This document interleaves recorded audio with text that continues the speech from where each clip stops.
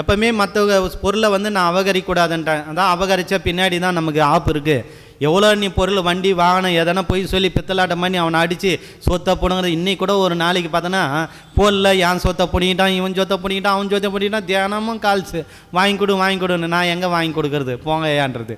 எல்லாம் ஏமாத்து காலக்கும் போது கொடுத்த பணத்தை வாங்கி கொடுன்றாங்க. அவன் தான் ஏமாத்தணும்னு தெரிஞ்சு போச்சு. நீ எதுக்கு மந்திர தந்தத்துக்கு 1000-2000 செலவு போய் 2 மூட்டை அரிசி வாங்கிக்கணும். அவன் திட்டிட்டு போகிறான் என்ன, இந்த சாமி கிட்ட வந்தால் செய்யணும்னா 2 மூட்டை அரிசி வாங்கி தரணும், என்னைய திட்டிட்டு போகிறாங்க. நான் நன்மைக்கு சொல்கிறது அது வரப்போகிறதில்ல. யாராவது கொடுத்த பணத்தை திருப்பி வாங்கி தரேன்ட்டு எல்லா மந்திரவாதியும் போட்டு இருக்கிறாங்க. பண்ணி கொடுக்கிட்டு உண்மையை நிரூபிக்கிட்டு நானே ஒரு நாளைக்கு 100 வேலை தர்றேன். அதெல்லாம் பொய், உண்மை கிடையாது. என்னை பொறுத்தவரையும் மந்திரவாதி முக்கால்வாசி போகிறது சொல்கிறதெல்லாம் பொய் தான். கொடுத்த பணத்தை திருப்பி வாங்கி முடியாது. 10 லட்சம் கோடி கணக்கு என்கிட்ட பேசுகிறாங்க. நானே எல்லா வேலையும் கொடுத்துட்றேன், வாங்கி கொடுக்கட்டும். அவன் தான் பாதி வந்து கெஞ்சரானே என்கிட்ட. முடியாதுன்னா நானே முடியாதுன்றான். நான் முடிஞ்சு பண்ணால் அப்போது கொடுத்த பணத்தை யாரும் வாங்கி கொடுக்க முடியாது. சும்மா கதை. அப்படியே பண்ணாலையும் சில பேர் என்ன பண்ணுவான், கொடுக்குறான். சில பேர் கொடுக்க மாட்டான். இன்னொன்று அப்படி இல்லை, என்ன பண்ணுறான்னா அனுபவிச்சுக்கிறான்.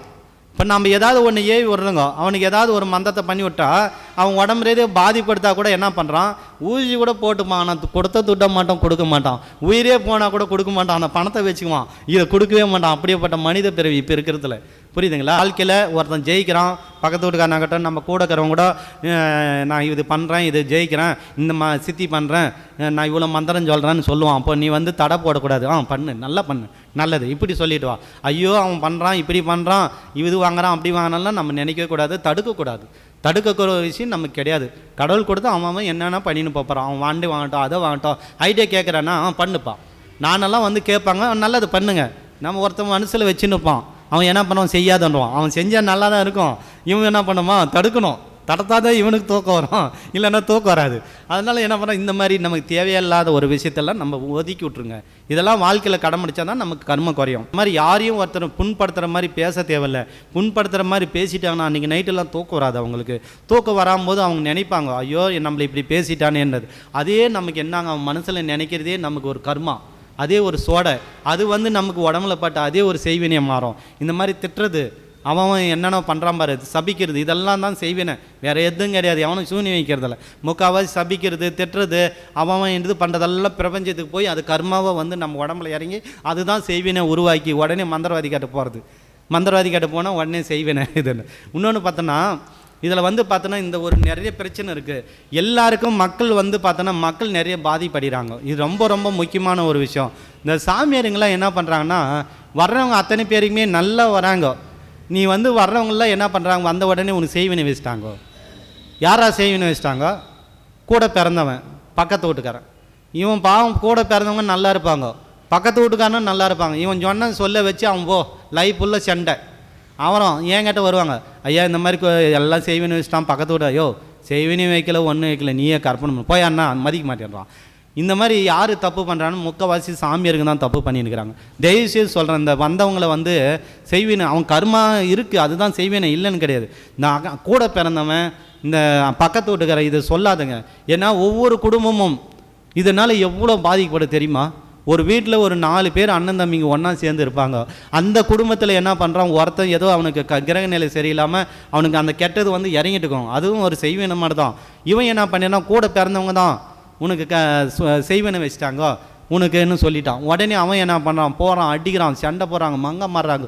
அன்னிலேருந்து 10 வருஷம் 20 வருஷம் பகையை வாழ்கிறாங்க. அப்போ இதுக்கெல்லாம் காரணம் யார்? மந்திரவாதி சாமியார். இவங்க தான் மிகப்பெரிய தவறு பண்ணுறது. இந்த மந்திரவாதி சாமியாருங்களாம் உணர்ந்தா ஊரில் எந்த பிரச்சனையும் வராது, இந்த செய்வினை வச்சான்ற பிரச்சனையும் இருக்காது. ஃபஸ்ட்டு மந்திரவாதிங்க உணரணும், சாமியாருங்க உணரணும். உங்களால் தான் மக்கள் நிறைய கஷ்டப்படுறாங்க. எல்லாம் மந்திரத்தை தேடி போகிறதுனால இன்னும் ஒரு பிரச்சனைகளை சொல்லி அவங்கள தூண்டி விட்டு அவங்களுக்குள்ள பகையை வளர்த்துறாங்க. ஐயோ வெட்டு குத்து, இதனால் வெட்டு குத்தெல்லாம் நடக்குது. எவ்வளோ பேர் என் வீட்டில் என் பொண்ணை சூனி பண்ணிட்டாங்க, அதை பண்ணிட்டாங்க, இதோ பண்ணிட்டாங்கன்னு. அதெல்லாம் கிடையவே கிடையாது. அவங்கள வந்து ஏதோ வேறு யாராவது பண்ணால் கூட அப்படி வெளியில் சொல்லி விடுங்க. நீங்கள் என்றைக்குமே கூட பிறந்தவங்களுக்கு வந்து தயவு செய்து சொல்லாதுங்க. பக்கத்து வீட்டுக்காரன் லைஃப் ஃபுல்லாக அவங்க வந்து தலைமுறைக்கு அது பகையை வளர்ந்து அந்த வீடே பிரச்சனைகள் வந்துடுது. அதனால் எக்காரணத்தை கூட அப்படி இருந்தால் கூட நீங்கள் வந்து சொல்லாதங்க. வெளியில் செஞ்சிட்டாங்கோ இல்லை வேறு செஞ்சது வந்து உங்கள் வீட்டுக்கு வந்துச்சுன்னு அப்படி மாற்றி விடுங்க. புரியுதுங்களா? உங்களால் ஒரு குடும்பம் நல்லா இருக்கணும்னா இந்த மாதிரி பொய் சொல்லுங்கள். நீங்கள் அப்படி கிடையாது. இங்கே இருக்கிறவங்களாம் சொல்லி சொல்லி பல்லாயிரம் குடும்பம் பிரச்சனைகள் வர்றது காரணமே சாமியார்களும் மந்திரவாதிகள் தான். நான் அடித்து சொல்கிறேன். இப்போ கூட நீங்கள் திறந்தனா தான் மக்கள் திருந்தணும், எல்லா மந்திரவாதி திருந்தணும், எல்லா சாமியார்களும் திருந்தணும். வரானா செய்வன இருக்கா இல்லை போடான்னு, இல்லை இருக்கா இருந்துச்சு, மற்ற அந்த இடத்துல செஞ்சாங்க, உன் வீட்டுக்கு வந்துருச்சு, தெரியாமல் வந்துருச்சு, நான் சரி பண்ணி கொடுக்குறேன், இப்படி சொல்ல கற்றுக்குங்க. புரியுதுங்களா? உங்களால் ஒரு குடும்பம் கெடக்கூடாது.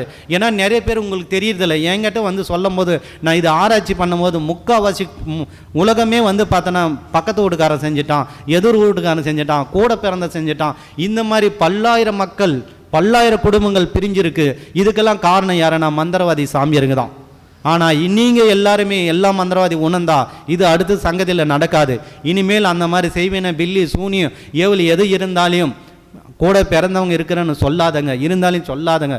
அப்படியே இருந்தாலும் அக்கம் பக்கம் சொல்லுங்கள். உங்களால் ஒரு குடும்பம் நல்லா இருக்கணும். பொய் சொல்லுங்கள், தப்பு கிடையாது. இந்த மாதிரி விஷயத்துக்கெல்லாம் பொய் சொல்லாதங்க. உதவாததுக்கெல்லாம் பொய் சொல்லுவோங்க.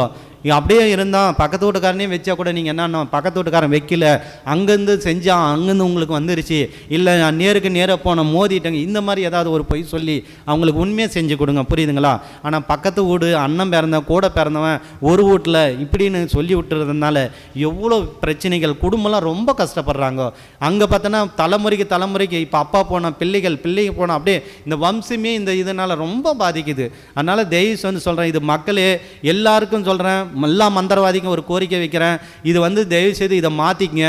யாரும் கூட பிறந்தவங்க செய்வனை வச்சுட்டான்னு சொல்லாதங்க. அதே மாதிரி யாரும் பக்கத்து வீட்டுக்காரன் செய்வனை வச்சுட்டான்னு தயவு செய்து சொல்லாதங்க. இதை வந்து தயவு செய்து எல்லாருக்கும் ஒரு வேண்டுகோளை வைக்கிறேன்.